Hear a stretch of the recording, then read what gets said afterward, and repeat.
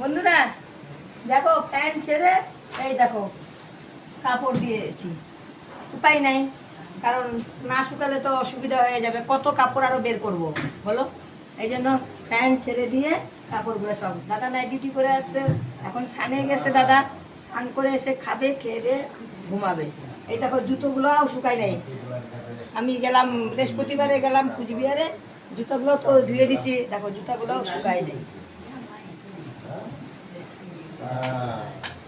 কি বলবো আর, এত বৃষ্টি হচ্ছে না, সেই বৃষ্টি হচ্ছে।